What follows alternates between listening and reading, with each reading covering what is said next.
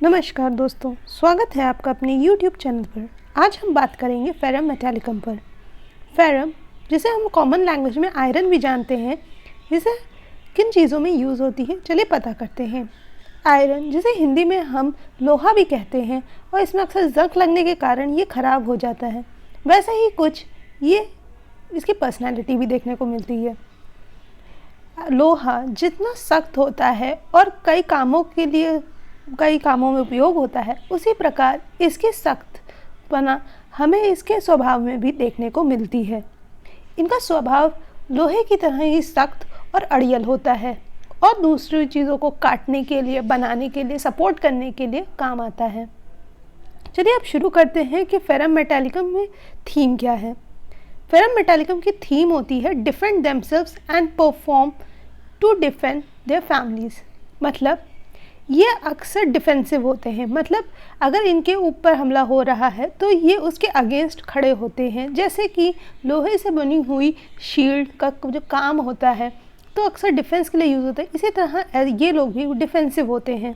और ये काफ़ी हो सकता है कि आपसे बात भी इस तरीके से करें, ये चीखें चिल्लाएं, हो सकता है क्योंकि ये अपने मत को ही ऊपर रखना चाहते हैं। इस वजह से ये अपने घर वालों से, अपने परिवार वालों से भी बहुत ज़्यादा बहस कर लेते हैं, क्योंकि इनका मेन मोटिव होता है कि ये कोई भी काम किसी भी दबाव में आकर नहीं करते, और जब तक इनका मन ना हो तब तक कोई इनसे ये काम करवा नहीं सकता। चलिए देखते हैं कि फेरम मेटालिकम की प्रूविंग कैसे हुई थी।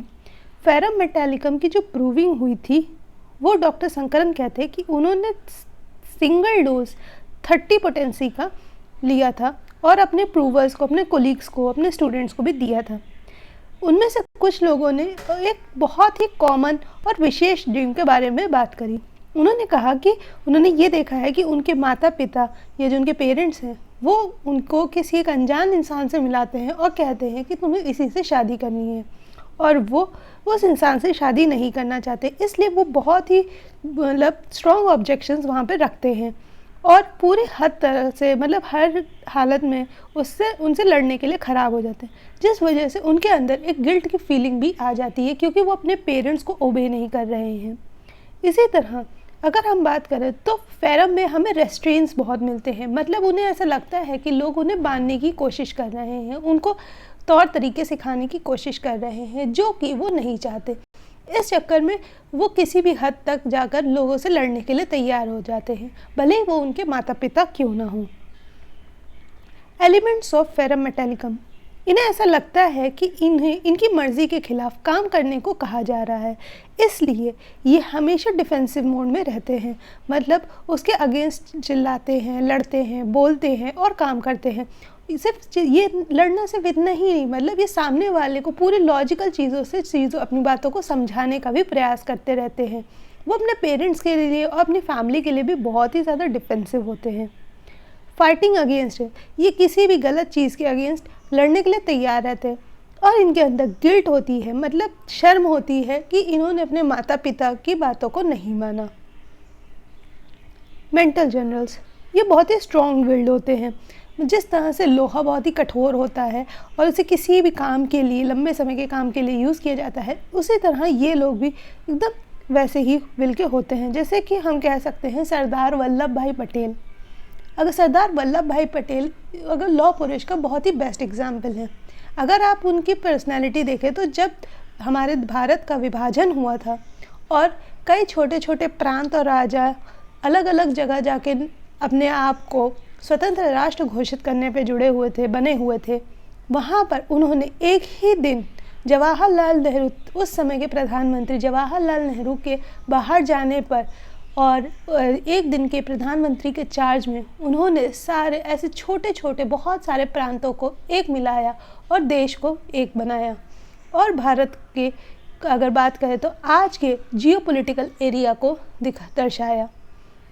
तो ये होते हैं स्ट्रॉन्ग विल्ड, मतलब इनका जो सोचने समझने की शक्ति होती है, जो इनके मन की बात होती है वो बहुत ही मजबूत होती है। डिटर्मिन्ड होते हैं, जो बात ठान लेते हैं वो करके रहते हैं। इनटॉलरेंट ऑफ एनी कॉन्ट्रडिक्शन, ये अपने अगेंस्ट कोई भी किसी को अगेंस्ट खड़े होने में बर्दाश्त है। फाइट्स हिज ओन बैटल, ये अपनी लड़ाई खुद लड़ते हैं।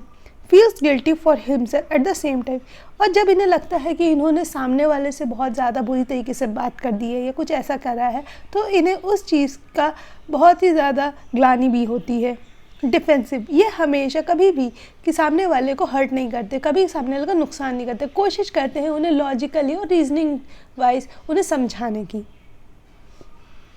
फिजिकल कॉन्कोमिटेंट्स, ड्रीम्स, इन्हें अक्सर युद्ध के और युद्ध क्षेत्र के ही सपने आते हैं। कई बार ये अपने मरे हुए दोस्तों को या अपने मरे हुए परिवारजन को देखते हैं, या फिर देखते हैं कि ये किसी ऐसी पुरानी जगह पे जा रहे हैं जहाँ इनका बचपन बीता हो।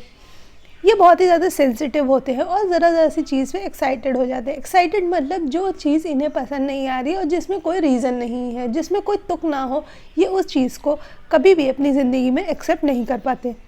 एलर्जिक टू मैनी सब्सटेंसेस, इन्हें कई चीज़ों से एलर्जी भी होती है। क्रेव फॉर टोमेटोज़, इन्हें टमाटर या कुछ कह सके तो खट्टी चीज़ें बहुत पसंद होती है।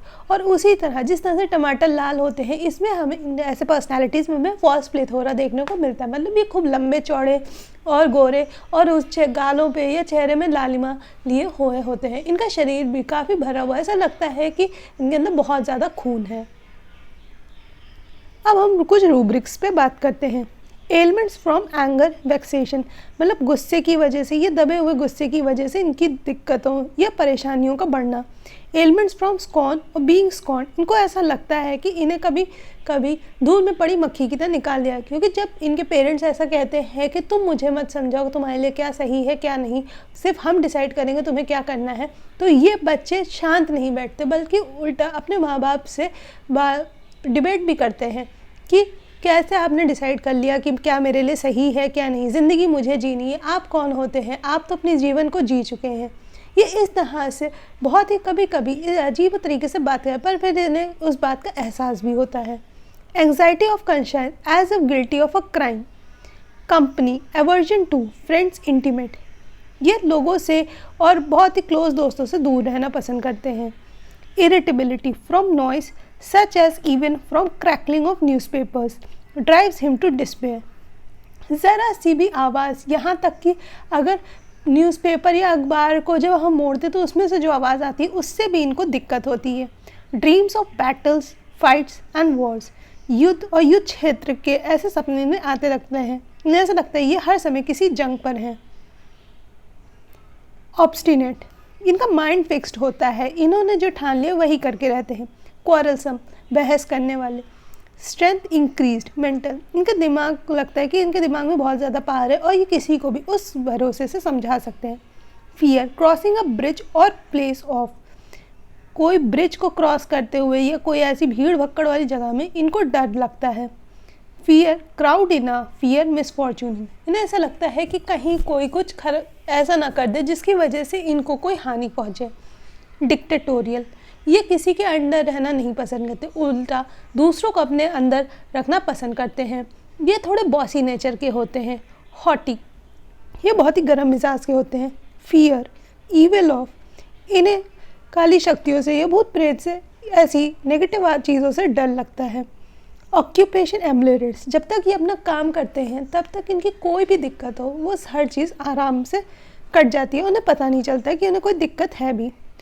कॉन्ट्राडिक्ट डिस्पोजिशन टू, ये छोटी छोटी बातों को लेकर बहुत ही ज़्यादा कॉन्ट्रडिक्शन में आ जाते हैं। मतलब अगर कोई इन्हें किसी चीज़ के लिए मना कर दे तो ये लड़ने के लिए तैयार हो जाते हैं। कॉन्ट्रडिक्शन इनटॉलरेंट ऑफ, ये किसी का भी अपने अगेंस्ट जाना बर्दाश्त नहीं कर पाते हैं। डिल्यूजन वॉर बीइंग एट, इन्हें ऐसा लगता है कि इनके जीवन का हर एक पल एक युद्ध के समान है और इन्हें उस युद्ध को जीतना है। आज की हमारी वीडियो यहीं पर समाप्त होती है। हमारी वीडियो को लाइक करें, शेयर करें और हमारे चैनल को सब्सक्राइब करें। धन्यवाद।